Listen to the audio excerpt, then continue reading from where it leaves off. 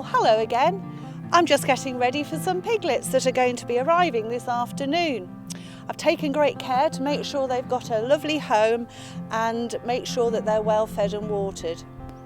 I love my pets very much, but it's important to look after them and make sure that they are safe and healthy, and if needs be, go to the vet.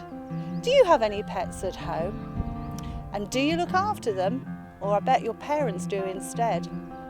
Anyway, I love my pets very much, but I don't think I'd really want to spend my time sleeping outdoors with them or eating their food.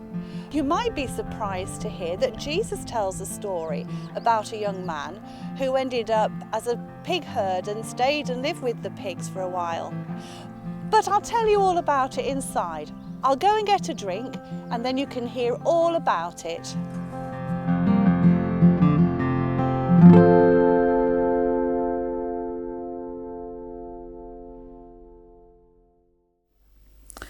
Oh, that was a nice cup of tea.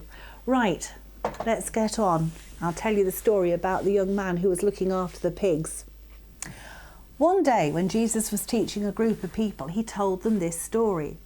There was once a man who had 2 sons. The younger one said to him, "Father, give me my share of the property now." Now that might not sound too bad, but what he was saying was that he loved money and property more than he loved his dad and the rest of his family. That must have made the dad really sad. But no matter how sad he was, the dad decided to divide the property between his 2 sons anyway, and then waited to see what would happen. After a few days, the younger son sold his part of the property and left home with the money. He went to a country far away where he wasted his money on endless parties and useless things he didn't really need, but he had decided he wanted everything. In the end, he spent everything he had. This meant there were no more expensive things, no more parties, no more clothes that he didn't need, but sadly, there were some real problems as well. The young man didn't even have enough money for food. So he knew that he had to find a job. The young man got a job that no one else really wanted. He got a job on a farm, taking care of the pigs. He was so hungry. The wages he earned weren't enough to buy any real food. Things were so bad that he wished he could eat the food that the pigs ate. No one gave him anything to eat. At last he came to his senses and said, "All my father's hired workers have more than they can eat, and here I am about to starve. I'll get up and go to my father and say, 'Father, what I have done was wrong against God and against you. I'm no longer fit to be called your son. Treat me as one of your hired workers.'" So he got up and started back to his father. He was still a long way from home when his father saw him. His heart was filled with pity, and he ran, threw his arms round his son and kissed him. "Father," the son said, I've sinned against God and against you. I'm no longer fit to be called your son." But the father called to his servants. "Hurry," he said, "bring the best robe and put it on him. Put a ring on his finger and shoes on his feet. Then go and get the prize calf and kill it, and let's celebrate with a feast.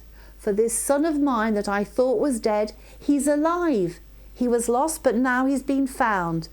And so the party began. When Jesus told this story, he wasn't telling us a story about a young man who had made some bad decisions.